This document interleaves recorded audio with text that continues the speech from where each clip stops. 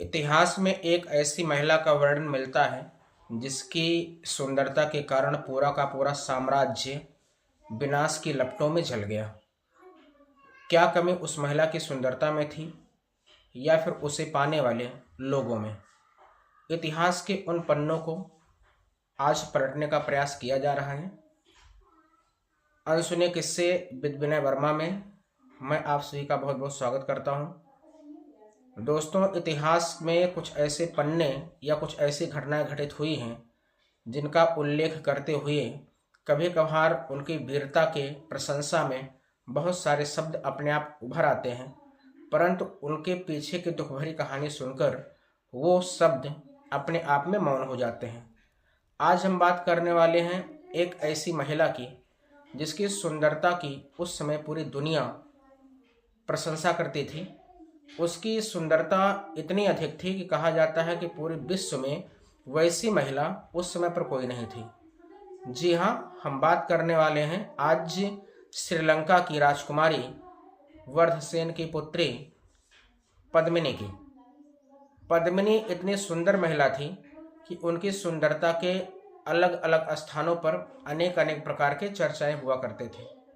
यह चर्चा श्रीलंका से होकर गुजरते गुजरते समुद्रों के रास्ते भारत में पहुंचती है।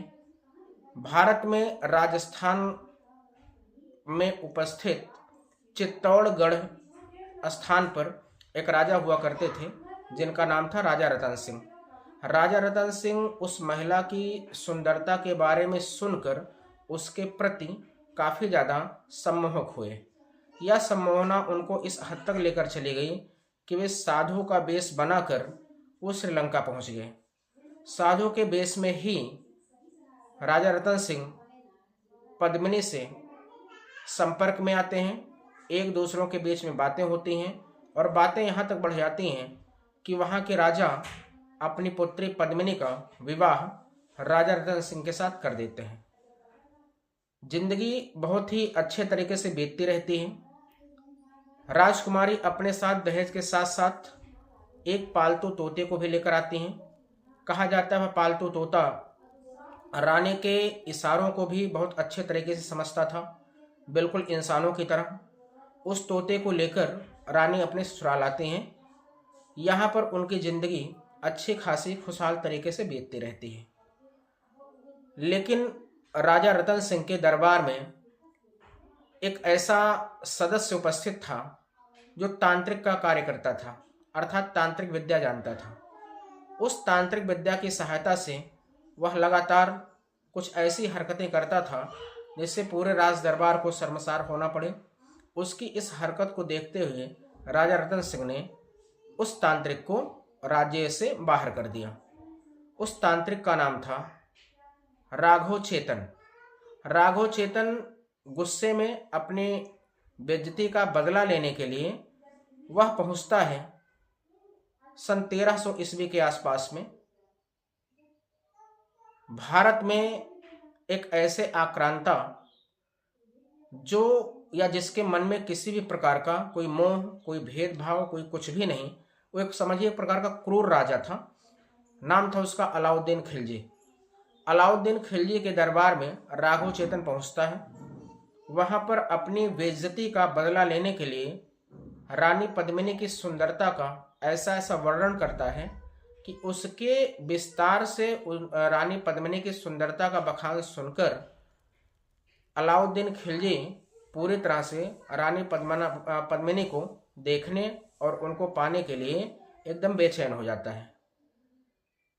वह पूरी तरह से सोचता है कि कितनी जल्दी चित्तौड़गढ़ को घेर कर वहाँ के राजा रतन सिंह को मार के रानी को स्वीकार कर लिया जाए।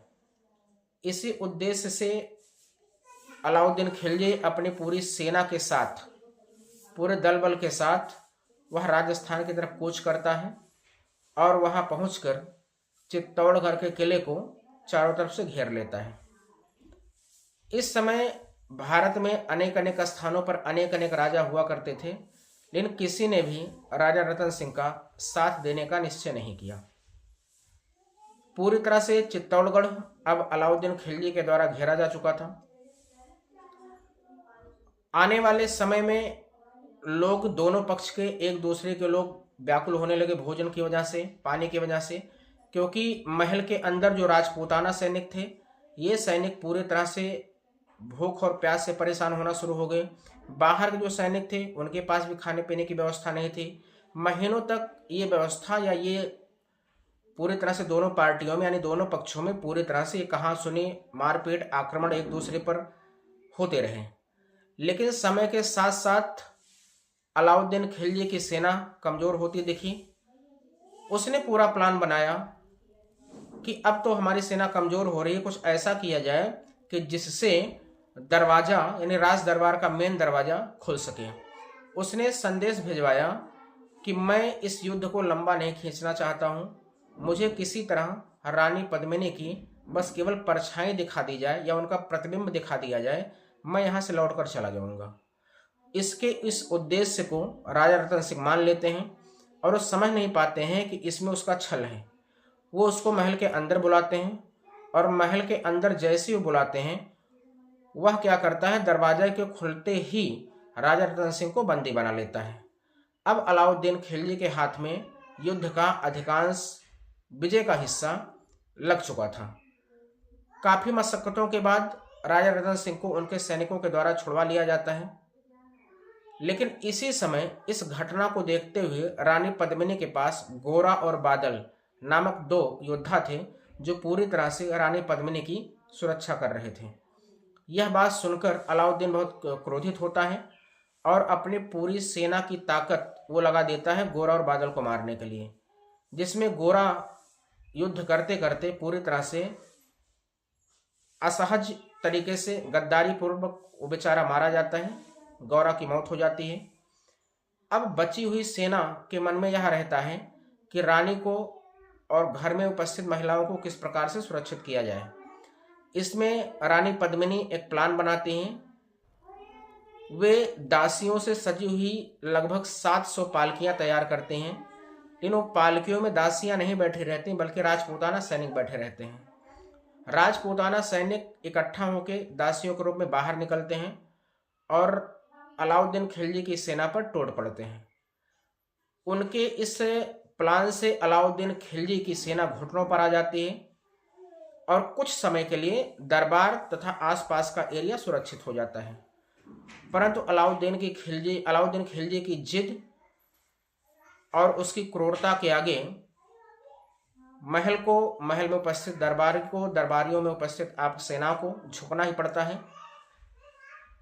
अपने इज्जत और आबरू को बचाने के लिए रानी पद्मिनी अपने हजारों दासियों और महिलाओं के साथ यह प्लान करते हैं कि किसी और परपुरुष के हाथ आने से अच्छा है कि अपने आप को जौहर कर लिया जाए। जौहर का मतलब होता है कि आग लगा लिया जाए। इस बात को सभी लोग आपस में बैठ के मंत्रणा करते हैं, जिसमें सभी दासियां रानी की बातों से सहमत होती हैं।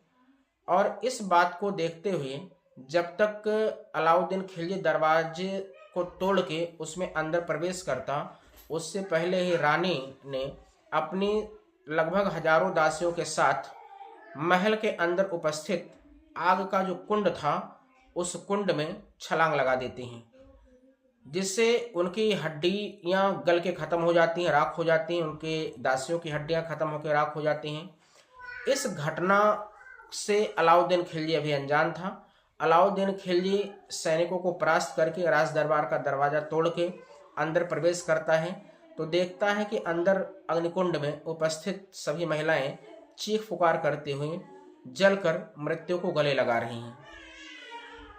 ना ही अलाउद्दीन खिलजी रानी पद्मिनी को देख पाता है, ना ही उन्हें छू पाता है और ना ही उन्हें प्राप्त कर पाता है। इस प्रकार अलाउद्दीन खिलजी की जिद और क्रूरता के कारण पूरा का पूरा चित्तौड़गढ़ का साम्राज्य समाप्त हो जाता है। वहाँ की कुशलता, वहाँ की सुकून, वहाँ की राज प्रणाली को पूरी तरह से ध्वस्त कर देता है और गुस्से में उपस्थित वहाँ के जितने भी बचे हुए महिलाएं और बच्चे थे उनको गला काट के मौत के घाट उतार देता था। किसी भी स्थिति में उसका जो उद्देश्य था रानी पद्मिनी को प्राप्त करने के लिए, वह उद्देश्य में वह पूरी तरह से असफल रहता है और आने वाली पीढ़ियों को एक संदेश जाता है कि अगर कोई भी व्यक्ति अपने आत्मसम्मान की रक्षा करना चाहे तो उसका आत्मसम्मान उसके खुद के हाथों में होता है। वो किसी भी दूसरे के हाथों में लगने से अच्छा अपने आत्मसम्मान के साथ अपनी जिंदगी को समाप्त कर ले। आपको यह कहानी कैसी लगी प्लीज कमेंट के माध्यम से आप जरूर बताएं। चैनल को जरूर सब्सक्राइब करें, क्योंकि आपके चैनल सब्सक्राइब कर लेने से एक मोटिवेशन मिलता है, वीडियो बनाने में अच्छा लगता है। और ये जरूर बताएं कि यह कहानी जो चित्तौड़ श्रीलंका की राजकुमारी की सुंदरता से होते हुए राजस्थान के चित्तौड़गढ़ में पहुंची थी, वह सुंदरता रानी की सुंदरता थी या फिर कुछ ऐसे दरिंदों या क्रूर शासकों की भेंट के कारण या उनके लालसा के कारण रानी ने अपना पूरा का पूरा जीवन समाप्त कर लिया। क्या अलाउद्दीन खिलजी का यूं किसी भी राज्य पर अटैक करना क्या ठीक है? क्या ये घटनाएं आज नहीं घटित हो रही हैं? इन सारी बातों को अगर आप एक एक करके इतिहास की कड़ियों को और वर्तमान की कड़ियों को जोड़ें तो पहले और अब में बहुत ज़्यादा परिवर्तन नहीं हो पाया है, क्योंकि जब तक इंसान एक दूसरे का सम्मान नहीं करेगा, सीखेगा नहीं एक दूसरे के बारे में, तो ऐसी घटनाएं घटित होती रहेंगी और जिसमें हमारे भारत की नारियां अपने आत्मसम्मान की रक्षा के लिए जौहर करने के लिए जरूर तैयार रहेंगी। इसलिए इसी नामक स्थान से आपका अब जौहर प्रथा का शुरुआत भी हुआ है। इन जौहर प्रथा कहा जाता है कि नारी के स्वाभिमान की प्रथा है, जौहर प्रथा कहा जाता है उनके आत्मसम्मान की प्रथा है। ये कहानी आपको कैसी लगी प्लीज़ जरूर कमेंट के माध्यम से बताएं। मिलते हैं अगले किसी इतिहास के पन्ने को पलटते हुए। तब तक के लिए मैं विनय वर्मा आप सबसे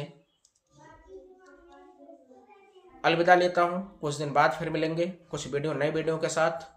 प्लीज़ दोस्तों के साथ वीडियो को जरूर शेयर करें। थैंक यू, धन्यवाद।